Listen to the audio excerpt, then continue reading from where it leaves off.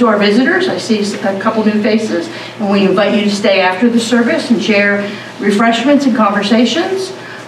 We also hope the rest of y'all will stay after we have a couple different activities going on afterwards, which we'll talk about a little bit later.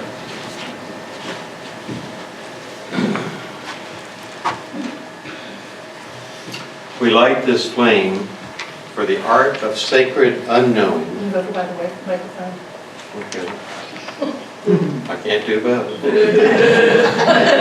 at a time, that's good.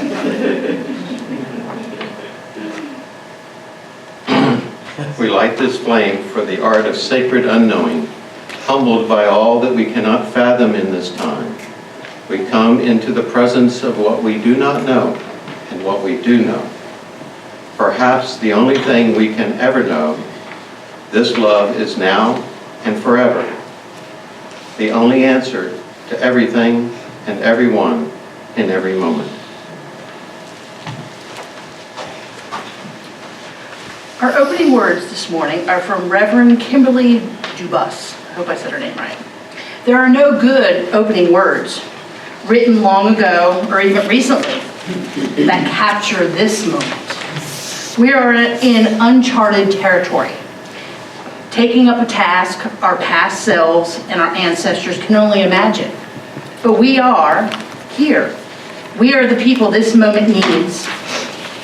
So let us take up our work in covenant and faith and pursuit of healing and holding. Let our work today be fruitful and helpful, despite our fears and our uncertainties, despite our anxieties and frustrations. Let us chart this new course that we are, and we can be again. Please stand if you're willing and able to sing the hymn. You should have gotten it, Our Mother the Earth, with Eva is going to be accompanying us on drum. I'm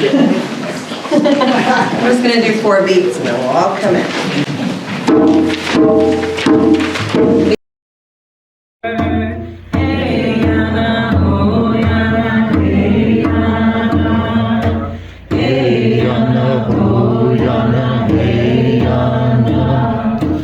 Sacred ground we walk upon, with every step we take, sacred ground we walk upon, with every step we take. Hey, Anna, oh, Anna, hey, Father, we will take care of him, the sky is our Father, we will take care of him. Hey, Anna, oh, Anna, hey, Anna. Hey, Anna, oh, Anna, hey, Anna. The forest is our brother, sister river. The rivers are our sisters. We will take care of them. The rivers are our sisters. We will take care of them. Hey, Anna, oh, Anna, hey, Anna. Hey, Anna, oh, Anna, hey, Anna. The forest is our brother. We will take care of him. The forest is our brother. We will take care of him. Hey, Anna, oh, Anna, hey, Anna. Hey, Anna, oh, Anna, hey, Anna. The earth is our mother. We will take care of her. The earth is our mother. We will take care of her. Hey, Anna, oh, Anna, hey, Anna. Hey, Anna, oh, Anna, hey, Anna.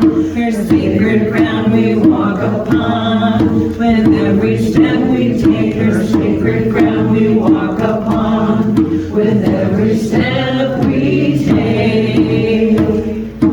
Hey, Anna, oh, Anna, hey, Anna. Hey, Anna, oh, Anna,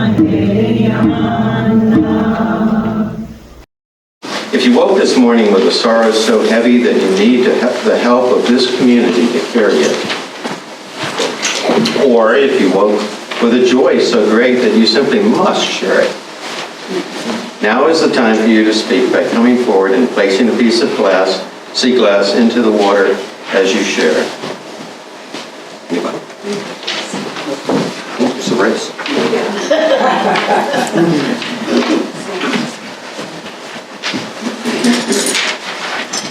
Well, me again.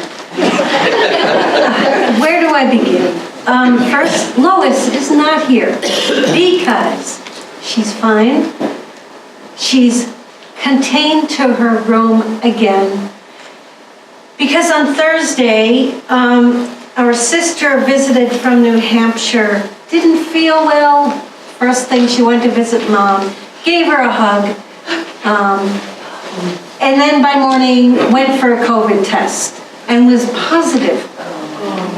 So that means the nurses say, you are in your room. Nobody visiting for 5 days. That's what happens at RWC. So they bring her meals and all that. So she's fine otherwise. So I have 3 things today. That plus, sister was here for her 40th high school reunion up in Potomac, Maryland. You know, she paid for the hotel for 2 nights and then had to go do nothing. So she missed the 40th high school reunion, and I can't imagine how that feels. So I am on the plane later this afternoon for 3 weeks to Uganda. No, Zimbabwe. Okay, Zimbabwe. You want to go to Uganda, we know. And on the right plane. so this involves a 16-hour flight to Johannesburg and then up to Harare. It's my 2nd time there. I love Zimbabwe. And they reached me 2 weeks ago and they said, get here as soon as you can. Out of the blue. Was not expecting this. So I'm leaving today. And I did not want to miss yesterday. That's my 3rd thing. Yesterday was amazing. Janet and I represented UUFR at the Tidewater Cluster, which is an annual gathering every April of 7 congregations, UU congregations between Fredericksburg and Williamsburg and Richmond and Virginia Beach. And there were about 70 people there, and a lot of learning and just joy in the room. And I'm so glad that Janet and I got to be there. That's me. Thank you. My joy is last evening, Belinda and I attended Soul Expressions at the middle school. And the joy was that Greg and Sue and Nancy were dancing in the aisles. Couldn't stop the dancing. Good music. Yeah. I have both a joy and a concern. The joy is to remind you, I said it a couple of weeks ago, but this afternoon we have been invited to join the church across the street, Mount Vernon Baptist Church, in the installation service for their new minister. I certainly will be going. If any of you would like to join me, I would certainly like that. It is the first gesture we've had from them for being part of the community. So I really think that's great. 3 o'clock. The concern, some of you have been waiting to see Carolyn along with Eddie as her leg healed. Unfortunately, she wrote me a note this week that said she had a wheelchair accident. I don't know exactly what that means, but apparently she fractured her sternum and some vertebrae. So she is probably not going to be with us for a while longer, but she is home, right, and recovering.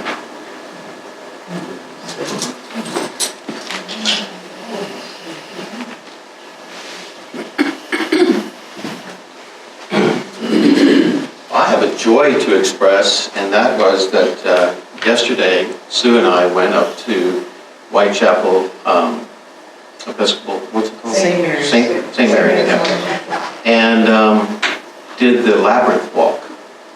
And if you've never done one, they really did a fantastic job.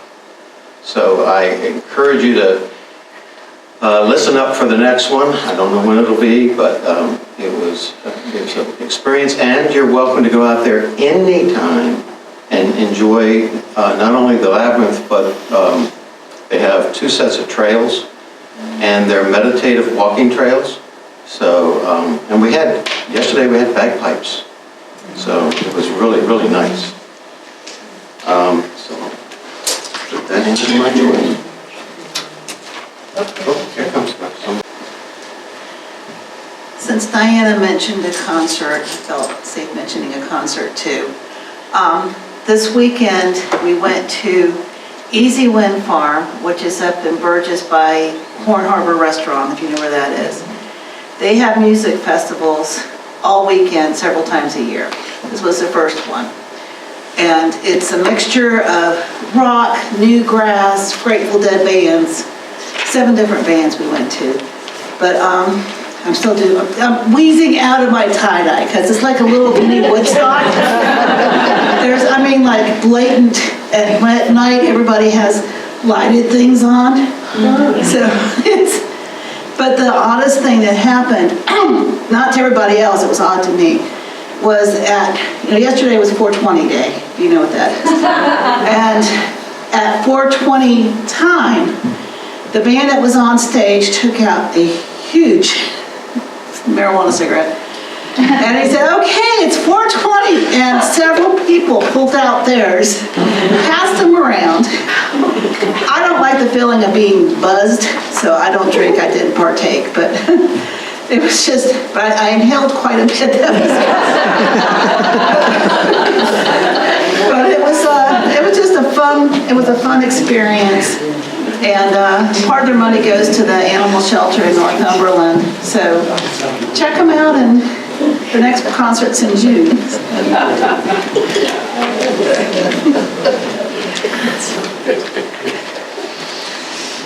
So in the spirit of the power of music, which that reminded me of, one of the bands that came from that music festival that I didn't know was there, and they came to the very first open mic night at camp in Irvington. They were the last performers. It was 3 of them. They were incredible. But if you're looking for a place to get together with other people, perhaps perform, you don't have to be good, or just enjoy all the other performances, at camp in Irvington, which is where the old Dog and Oyster Winery used to be. I think it's whatever this past Saturday was, but it's every 4 weeks throughout the summer there. So please come, because then you can enjoy some of what you're talking about without things being so overt that you might inhale things accidentally, or you can just feel the power of the music.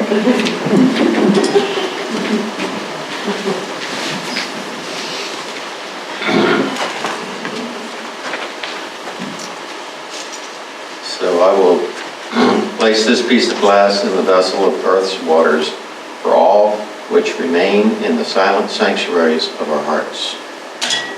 The reading today is a little bit of a prep for the rest of what we're going to do today for Soul Matters. It is an abbreviated article titled "There's Joy in Action," and it's by David Gales. As we know, there's no shortage of reasons to be alarmed by climate change these days. The year is almost certain to be the hottest in recorded history. Extreme weather's wreaking havoc around the globe. Fossil fuel production and emissions are still rising, and world leaders seem to be not moving fast enough. But let's just take a moment where if we actually succeeded in addressing the climate crisis and emerge into a new, more bountiful, more prosperous future. Where there's plenty of bad news to go around, it's not unreasonable to imagine that enduring progress is within reach. Practically every day, there are encouraging new signs that after decades of dithering, the world is finally getting more serious about tackling climate change. Wind and solar power are cheaper than ever, and being built at record rates around the globe. Advances in critical technologies, from carbon capture to fusion power, are occurring with startling speed, and sales of electric vehicles are booming. Badly needed charging stations are being built. In the United States alone, the transition to clean power is happening faster than many of us realize. Efforts to crack down on emissions of methane, a potent but overlooked greenhouse gas, are ramping up. Brazil, Indonesia, and other countries are taking serious steps to reduce deforestation. Youth activities are using protests and lawsuits and TikTok to take on the fossil fuel industry. In a powerful message that could be a sign of things to come, Ecuador voted this year to leave some of the oil in the ground. These are the kind of developments, large and small, from governments and the private sector, that together will determine just how hot our planet will become. They are also developments that animate the works of Anaya Elizabeth Johnson. She is a marine biologist based in Maine who is attempting to shift the narrative around the fate of our planet. She says, when we look at climate media, whether it's filmmaking or newspaper headlines, it's often very really apocalyptic. She said that can be overwhelming, depressing, and most concerning. It's demotivating. It can feel like we're screwed, so why bother? But as Johnson told me, there's a very big reason to bother. When I look at scientific projection, there is a range of possible futures, Johnson says. The temperature could go up by 1.7 degrees Celsius globally, or by 3 degrees. Millions of lives hang in the balance, so it is a huge deal that we need to get it as right as possible. Okay, Johnson is not Pollyannish. She knows that climate change is diminishing biodiversity, that vulnerable communities will be disproportionately affected by extreme weather, and that drought and famine are likely to get worse. She bristles at being labeled as an optimist. She says that optimism assumes that the outcome will be good. Sorry. She said, but that's unscientific, and I don't harbor any sort of assumption that it will all be okay in the end.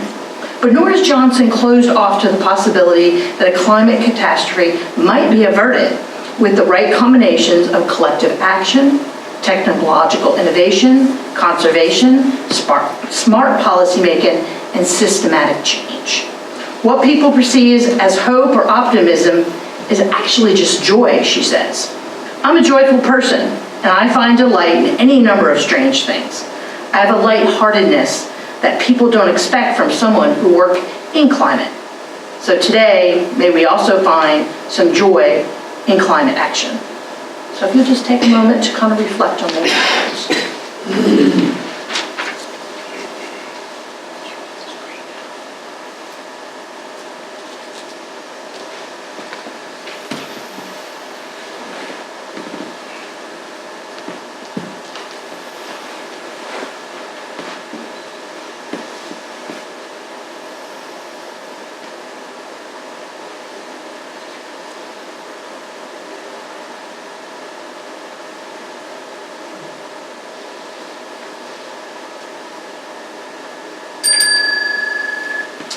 Now, I'd like to introduce Paula Greenwood, who's going to share a few good thoughts to help us start thinking about this. Okay, can everybody read my sign here?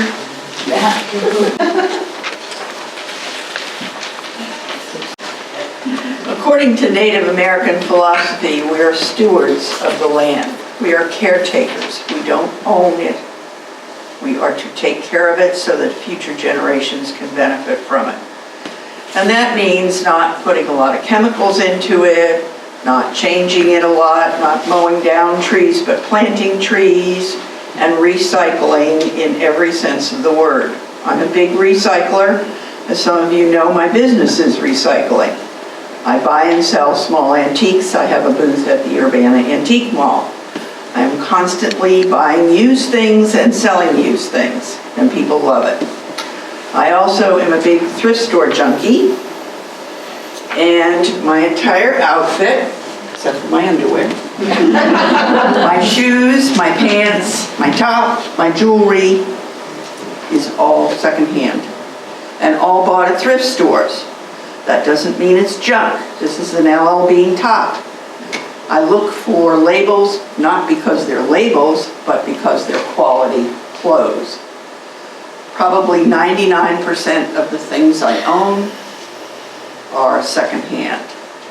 I'm a firm believer in it. I asked some of you to dress secondhand and wear signs similar to mine. Anybody who I didn't ask but who is a thrift store junkie, please stand up. All right. We need to do more of it. We need to do more of it. I take trips to the dump often because the dog likes to ride in the car or the truck, but a lot of it is for recycling. Unfortunately, it all doesn't get recycled, and some of the dump sites limit what you can recycle, even though it's their limitation, not recycling's limitation. But if we can recycle even a little bit, it's our card. Maybe we can't change the world as we know it on a global initiative, but we can do it one person at a time. So please recycle, please buy things secondhand. The quality, secondhand does not mean lower quality. Secondhand means that you're not throwing something away. So please remember to recycle in any way you can. Thank you. Kelly, can I add one thing to what Paul is saying? Sure. Okay.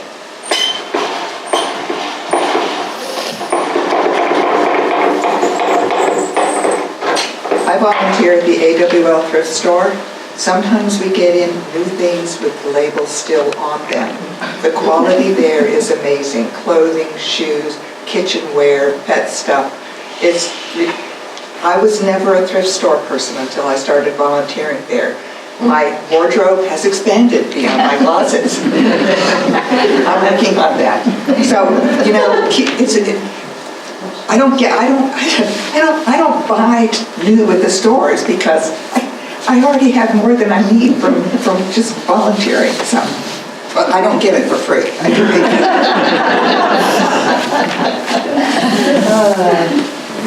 All right, now we're going to, first time I think we've done this here that I've been here, we're going to watch a TED Talk. The title is called Finding Joy in Climate Change. I had talked about the marine biologist, Ayana Elizabeth Johnson. She's the one who's going to be doing our talk. There have been over 1.8 million watches on this YouTube thing of hers. She really works on encouraging people to be thinking about ways to contribute to the climate change solutions. She's famously motivated a lot of climate activists across the U.S. After we do the TED Talk, Buddy and I are going to do the breakout groups that we normally do to kind of think about this, discuss it more. So. But what they usually mean is what's one quick, easy, simple thing they can do. Well, that particular ship has sailed. The climate challenge is gargantuan, thanks largely to fossil fuel executives and PR firms and politicians doing their bidding. We need to eliminate greenhouse gas emissions from electricity, transportation, agriculture, industry, and buildings. We need to protect and restore ecosystems. We need to change society, policy, economy, and culture. This is about transformation, and the stakes for humanity are greater than my heart and mind can fully fathom. So I find the best way to cope with this is to avoid dwelling on the terrifying scientific projections and instead pivot quickly to solutions. Now, the climate movement and the media all too often ask each of us to do the same things, to vote, protest, donate, spread the word, lower our carbon footprints. That term, by the way, carbon footprint, was popularized by fossil fuel corporations in an attempt to put the blame on us as individuals. But yes, it is good to do those things. I do those things. However, all too rarely are we asked to contribute our special talents, our superpowers to climate solutions. And what a failing, for that would actually enable the radical changes we need. So, where do we each begin? Here's my best answer. A Venn diagram. The first circle is, what are you good at? What are your areas of expertise? What can you bring to the table? Think about your skills, resources, and networks. The second circle is, what is the work that needs doing? Are there particular climate and justice solutions that you're keen on? Think about systems level changes, things that can replicate or scale, things like composting initiatives, insulating buildings, restoring wetlands, getting climate candidates elected, and electrifying everything. There are heaps of options. The third circle is, what brings you joy or satisfaction? There is so much work to be done. Please do not choose something that makes you miserable. This is the long haul, so it's critical to avoid burnout. Choose things that enliven you. The goal is to be at the heart of this Venn diagram for as many minutes of your life as you can. If you're familiar with the Japanese concept of ikigai for finding your purpose, you can consider this a simplified, climate-focused version of that. Taking this approach will enable way more progress on climate solutions than if we each obsess about our individual footprints. For example, 9 months after being inspired when I took him to his first climate protest, Boris Kenta, the financial tech executive, launched a climate impact investing fund. And honestly, I don't care if Boris never goes to another protest again. Sarah Stillman, a journalist who covers systemic injustices in immigration and workers' rights, has started including a deep and nuanced climate context for these issues in her reporting. And my own mother, a retired English teacher, became a small but mighty part of getting fracking banned in New York State, and is now mothering chickens and converting her lawn into a model for small-scale regenerative farming. I call these climate action Venn diagrams, and having now seen many of them, endearing crayon versions by children, delightfully detailed versions by adults, this is one of my favorites. I have a few additional parameters to offer before you draw your own. This does not necessarily mean you should quit your job or go start a nonprofit. Quite possibly, you are most powerful in your existing roles where you already have specialized knowledge and robust networks. So how might you lean into those talents? Can you help your town, company, church, or school charge ahead with climate solutions? Because what we need is change in every sector and in every community. And be gentle with yourself on the what are you good at question. Set your insecurities aside and simply consider what you have to offer. Over the last year since I've been sharing this concept, lots of people have been drawing their own and posting them on Instagram. It's been super exciting to see what people have been coming up with. But I've noticed that a lot of them are landing on some version of communicate about climate. Now, I fully appreciate the irony, given that I am standing here talking to you about climate, but we can't all just talk about it. We need doers, we need mutual aid organizers and city council members. We need green building retrofitters and wind turbine installers and bike lane planners. We need culture shapers and policy nerds. We need employees pushing their corporate employers to change.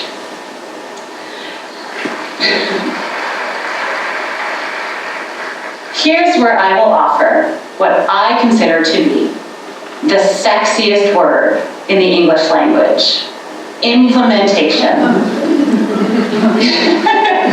Because we already have most of the solutions we need. We need to get to work and to pick up the pace. We need to build the biggest, strongest team possible to tackle this most enormous challenge humanity has ever faced.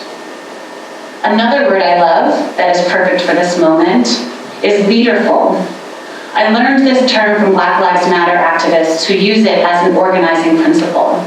Social movements can be fragile when they're helmed by a few prominent leaders.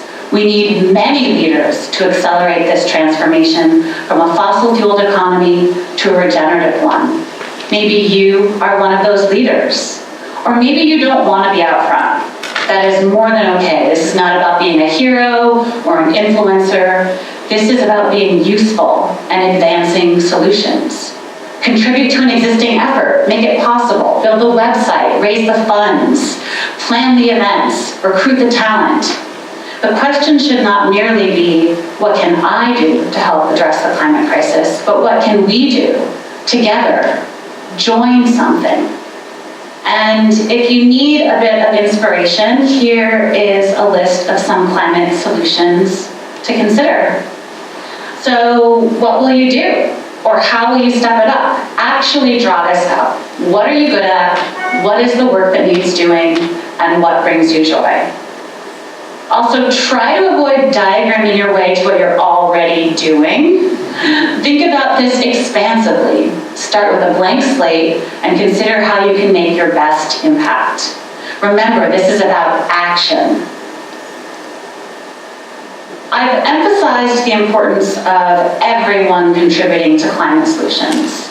So before I close, I want to mention one of the major barriers to participation: inequality. Perhaps you know that around the world it's people of color who are most heavily impacted by the effects of climate change, whether that's air pollution, hurricanes, droughts, or floods. But you may not know that it is also people of color who are most concerned about climate and most likely to want to be a part of the solutions. In the US, where we have robust data on this, 49% of white Americans are concerned about climate, compared to 57% of Black Americans and 69% of Latinx Americans. Imagine the huge and additional contributions these folks could make if unburdened from the dangerous distraction that is racism. And goodness, do we need all of that ingenuity and leadership. In other words, help us, help you, help us all save the planet. My last challenge to you then, since all our fates are intertwined, is in addition to leveraging your talents, can you help others in using theirs? And let's work to demolish the societal barriers that prevent people from fully devoting themselves to climate solutions. This is what I know. There are innumerable possible futures. I know we each get some say in which future we'll collectively have and a chance to help build it.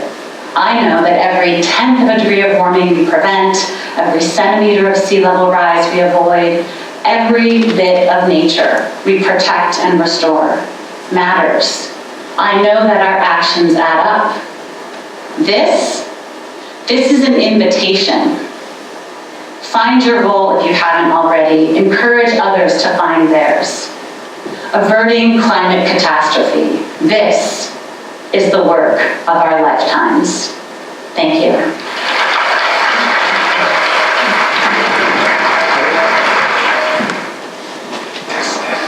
Buscas la clave, pero primero debes aprender disciplina.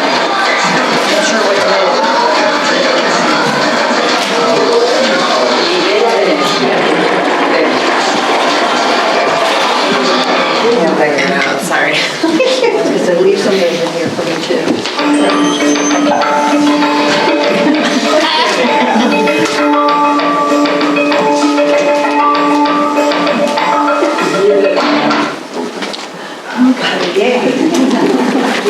So, what we would like to do is start thinking about that.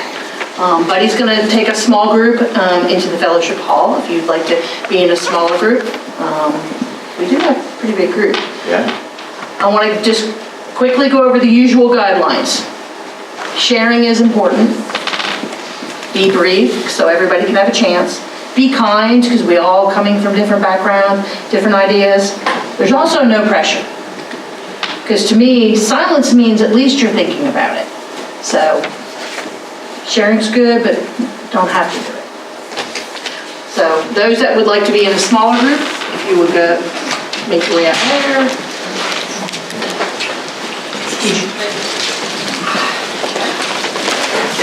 You will answer.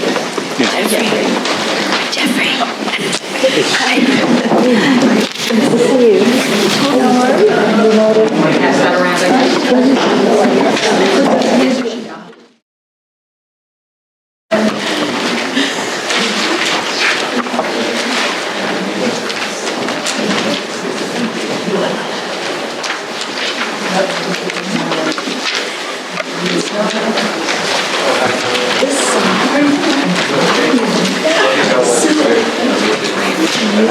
I don't think they have. You want to try to do this with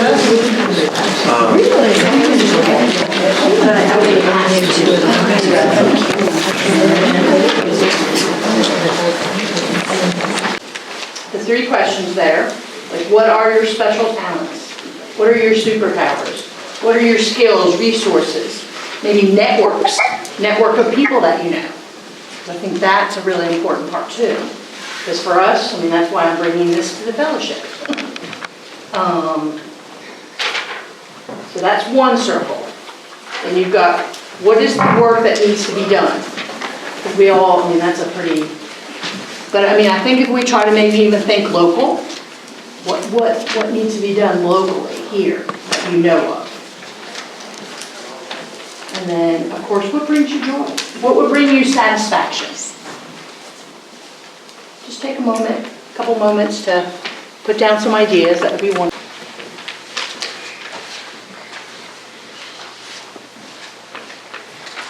No wrong answers, no wrong ideas.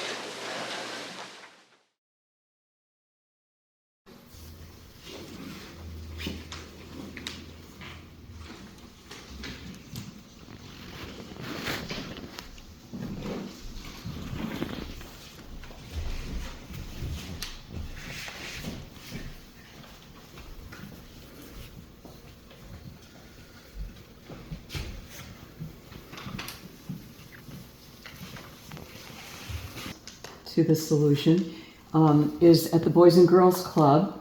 We have a garden club, and a lot of what we do, it's just one afternoon a month, but with the kids, the little ones, they're like kindergarten through about third grade or so.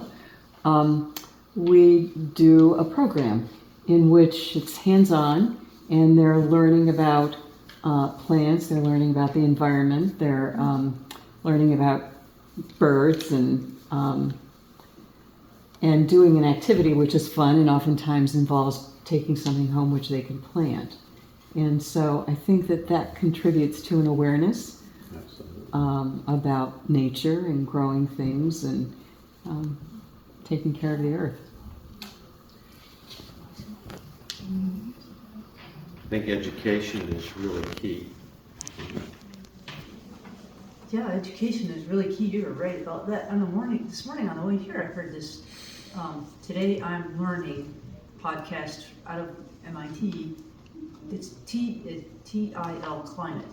Anyway, and they were talking about how refrigerants have gone from CFCs to different chemicals, and they're even getting another iteration so that they don't hang out in the atmosphere for thousands of years like CFCs do, and now even HFCs have a long greenhouse gas effect. But one of the things I like to do that turns a sadness into hope is when someone passes away through American forests. I'll plant trees in their honor, and you can get 50 trees for $50, for example, whereas if you go to legacy.com, you'll plant one tree for $50. And so I like they'll send a certificate and all that, and it makes people feel sense of renewal, I think. I like that. That brings up one for me, because I found this out a while ago, and Susan was our minister then, and I went to her with this, and I said, "You're going to make this happen for me." But anyway, planting your body. Yes. Yeah. And at that time, there were just a handful of places that allowed it. Now they're popping up all over the place. And you can walk through these park-like atmospheres and there's people decomposing all around you. You can also have your cremains made into an oyster or coral reef. That's interesting. Well, one of the aspects of natural burial is that you eliminate, when they burn your body, that's a huge amount of carbon going out, you know, and that's just really bad for the atmosphere. And then all the timber that's cut and placed into coffins, and then the cement, and then all it's just. And the formaldehyde from being And the formaldehyde. processed, right? So, yeah, Embalmed. there's no reason to go through that.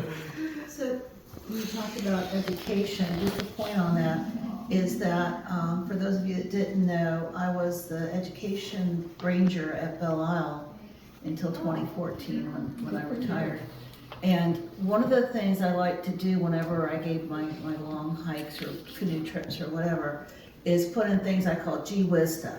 Something that someone wants to take home, and when they go to a dinner party, it's like, you know what I learned when I was at Belle Isle? The ranger told me this weird thing.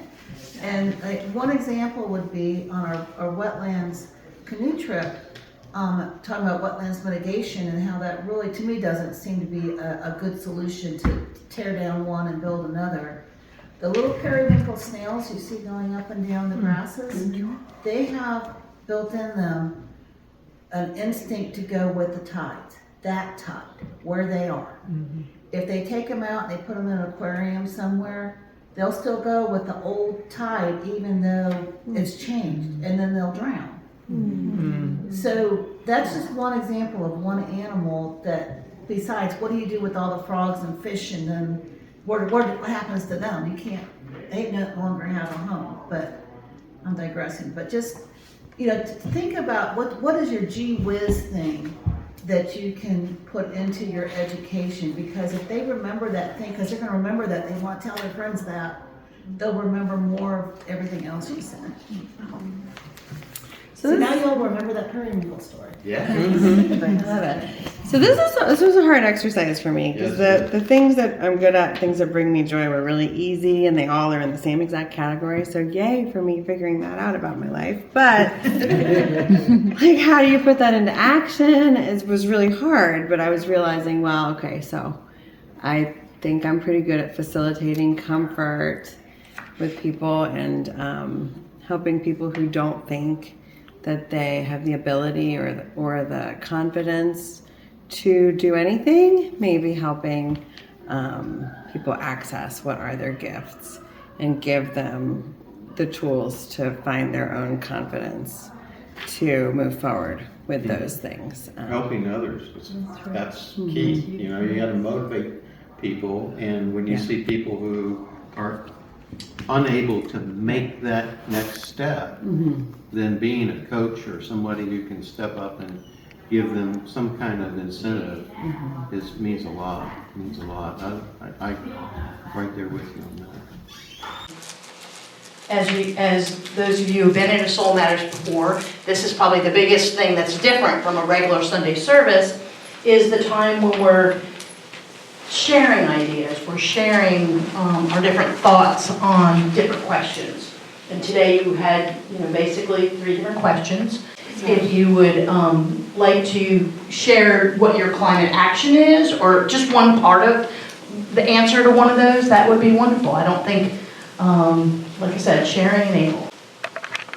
Like I said before, my main concern is recycling just about everything you can. And to follow up on what Penny was talking about, working at the thrift store, most, probably 99% of thrift stores everywhere benefit an organization. The one that Penny works on benefits the Animal Welfare League, which works with several of the shelters to rehome animals, to get them spayed and neutered. They're only open 3 days a week, and they can make thousands of dollars in a weekend to benefit the animals. Seconds Unlimited in Kilmarnock benefits the local hospital to put money towards equipment that they may not be able to afford in their budget. So you're not only doing yourself a favor, by buying secondhand. You're doing the organization that the thrift store benefits a favor. And I recycle everything is my big deal. A lot of people think I'm old-fashioned because I write with fountain pens, and I use blade to shave with and stuff like that. But it's for the sake of not putting more stuff into the garbage. The pens can be used forever, and you don't see them littering. The shaving saves water actually, but it also, again, doesn't throw stuff into the trash except blades, old blades, and they can deteriorate really quickly in a natural setting. And also, I think people should be aware of the Navy. The Navy, you learn to shower when you're out on a cruise by, you turn the water on, you get wet, turn it off. Soap up, turn the water back on, rinse it off, and that's it. And that saves a bunch of water. And I think they should make tubs, make showers where you can easily turn off the water, like with a foot pedal or something. Great idea. Because that would lead efficiency. If everybody did that, which they're not going to do, but if everybody did that, it would be a big savings on water. The shaving now, a lot of times it is that plastic that we're throwing Yeah, away. And we all know plastic is Lots here of it. forever. Just the general, the way we mindlessly consume. I think an overall awareness of what and how we consume, and just being more disciplined and aware of these things. I recently got a safety razor. I haven't used it yet, but that's an example. Bottles of water, straws, we really don't need them. We want them and they're convenient. So I just think if we could all take a good, hard, deep look at the way we consume and do a deep dive into where it came from, where it's going, are there alternatives? I'm a big anti-styrofoam too. Yeah, Which there's I'm- a lot of that around here. I don't do a lot of fast food except with grandchildren, and I do notice a lot of boxes now, things that will recycle or they're deteriorate paper rather. more and more. So, which is good. So, paper straws, but I know people hate paper straws. I keep them in my car. I give them. I have a copper one that I keep Yeah, in my I have car. those. But any other thoughts anybody would like to share? We were recently at a dinner where, is it Brent and Becky Bowles? Brent spoke, and what my husband mainly is trying to apply to our property is the importance of caring for the soil rather than adding all these additives to the soil, using composting to care for the soil. And then the other thing is we have a long gravel drive and the weeds come up, and so many people go out and get the spray killers when you can use vinegar and it's some kind of orange something, I can't remember, and dish soap will do the same trick. So there's little things like that just on your property that you can make a difference, not having pesticides and all kinds of things out there. But I mean, like, touching on volunteering, I mean, it's what gives meaning to my life. I mean, taking care of my dogs, but being places where what I can do is welcomed and appreciated.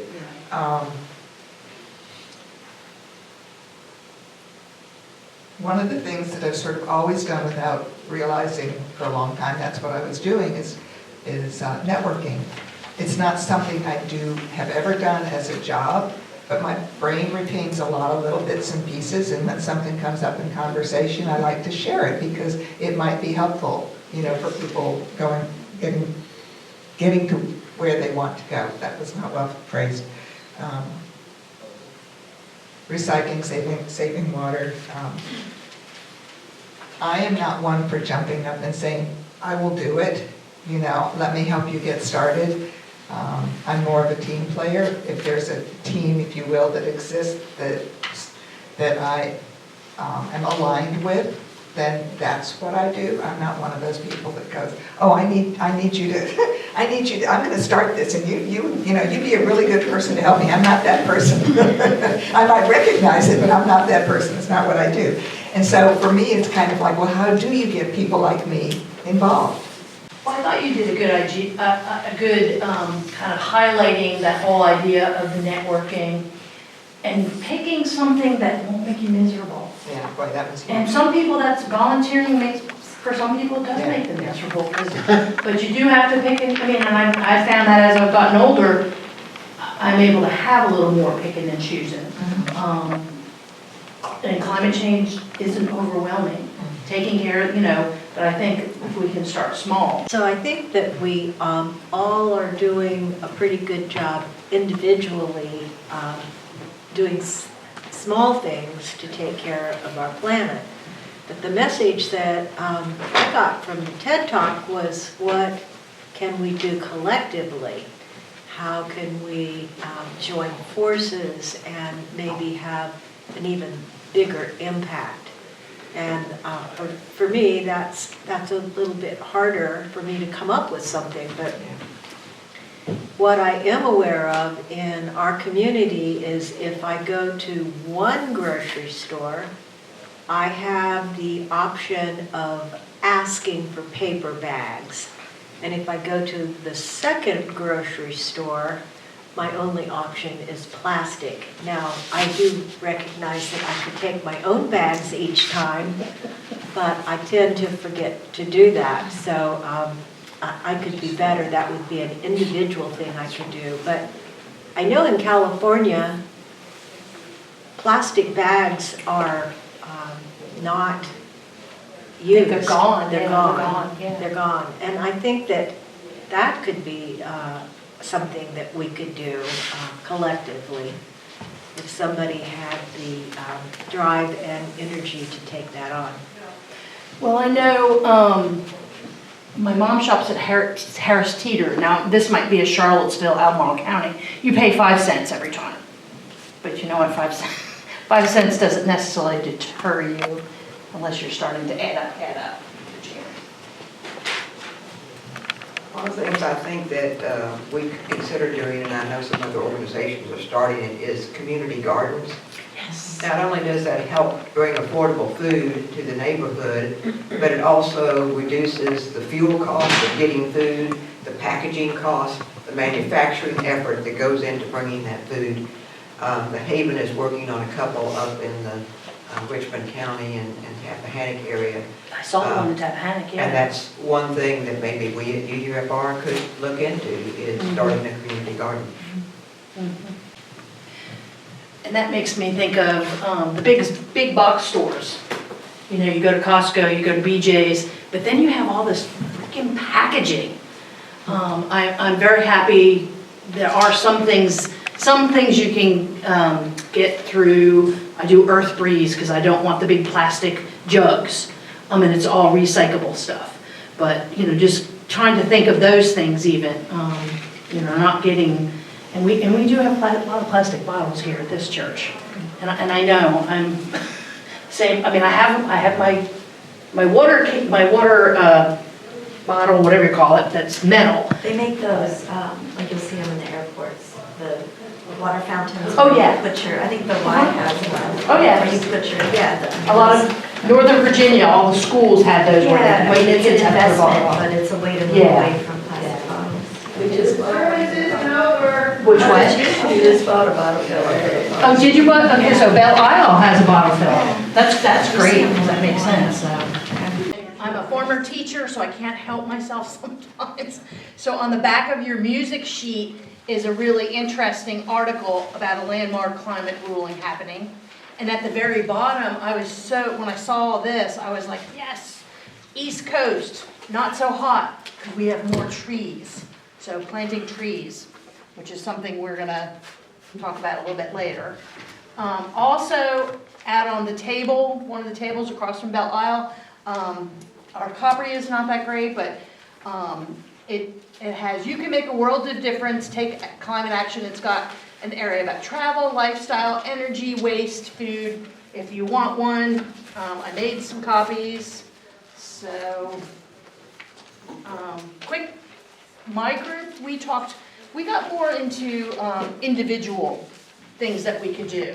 You know, just thinking about less waste, you know, using a razor, not using plastic bottles, but having your own drink bottle. We, of course, about thrifting. Navy shower. The Navy shower, yes, thank you. For a minute, I was like, oh. We tried to talk a little bit more about doing something more bigger. Janet brought up doing the art in the area, some community gardens. I actually saw them over in Tappahannock. I was excited because I helped do some of that stuff over there before I came over here. And Diana. Plastic bags. Oh, the plastic bags thing. You know, and they really are awful. You know, I'm so bad about, the bags are in the back of my car. One thing about plastic bags, A, I reuse mine if I can, if there's something dry inside. And it does, and B, after it's been used several times, I put my food garbage in it and stick it in the refrigerator so it doesn't, the freezer, so it doesn't stink up the kitchen before I take it to the dump. So you can reuse them. Well, yeah, that definitely helps, no doubt. I know Food Lion, Walmart, they have those recycle things. The small bags. I've heard Yeah. doesn't always happen, but anyway. So speaking about the plastics, again, Whitestone Chapel. St. Mary's Whitechapel. St. Mary's Whitechapel. And Trinity Episcopal churches are collecting plastic wrappers, plastic things you get, the things you get in the mail from Amazon that are covered in plastic bubbles and Even the plastic grocery bags were collected. Yes, and they have a source, and so this is their their contribution. The source is the Trex company. I'm sorry? Trex company. Makes the plastic furniture and the plastic piping. Right. And once you collect 1,000 pounds, then you get a free bench. Okay, there we go. So we're doing it for the food pantry, to have a bench in front of the food pantry. Oh, awesome. Okay, I didn't get that. Thank you for Okay. sharing that. That's really good news. So it collects pallet covers, you know. That big plastic. Yeah, there's a few things they don't take, but they take an awful lot. We've already collected in just a month or so, almost 300 pounds of plastic. What is that drop-off place, like if we wanted to, where is Well, that? they're inside the churches and in the pavilion. So did you sign up? Is that what we need to do if we wanted to do something, like you signed up with Trex or? Yeah, I'll find out for you from Thank you, our Frances. Coordinator that Yeah. started this. Because that would be something, I mean, we Yeah, already. it's amazing. Definitely. It's amazing. See, this is the networking happening. Thank you, Francis. So recycling was brought up in our group a lot, and one of the things Lancaster County seems to have turned their back on is glass and metal.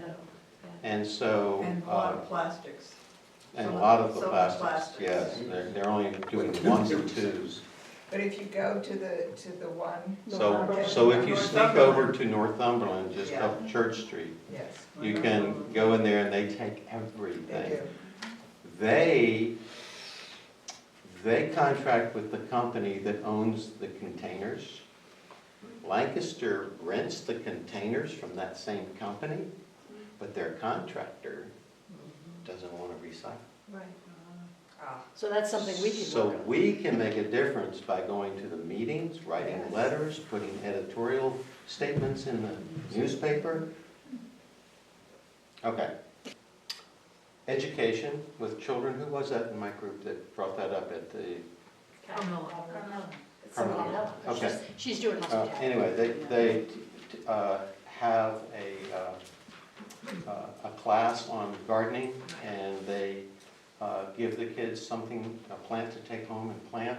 And I used to do this in our nature center in Atlanta all the time, and we had, you know, just hundreds of greenhouse treats for the kids, and we would just have them take them home and plant them. And we also taught them how to read and write and do math, all of that centered around plant material.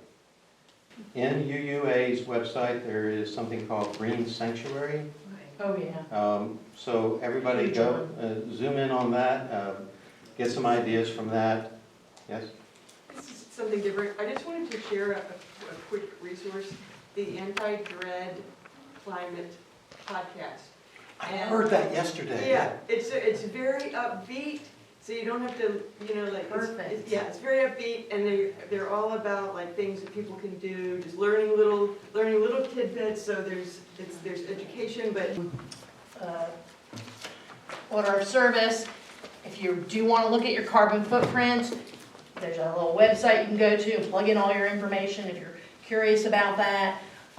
Elders Climate Action is something that I've been a part of a little bit. I got a speaker coming. I think he's still coming May 5th. So this is kind of our beginning conversations. It sounds like we've got, like, maybe we get Bud here, just to, you know, I think it's good to be thinking about these things. I can feel the networking and stuff that we can really do. So there's a couple of those there too. Two last things. The UU flaming chalice is a symbol of the light of reason, the warmth of community, and the flame of hope. So as we extinguish the flame of our chalice, we ignite it inside ourselves. Let us remember that we are not alone, as we are aware of the flame which is in each of us. The reason, the community, and the hope. Closing words, Buddy? It may be that when we no longer know what to do, we have come to our real work. The impeded stream is the one that sings. Think about that. It's a good thought. And so, as my favorite music group ever, the Incredible String Band, once sung, "May the longtime sun shine upon you, all love surround you, and the pure light within you guide you all the way home." May it be so. Oh, and I don't know what the weather did while we were busy. It looks like it's still raining. Tree planting may or may not still occur, but there's Earth Day programs out there, coffee, and if you see a group going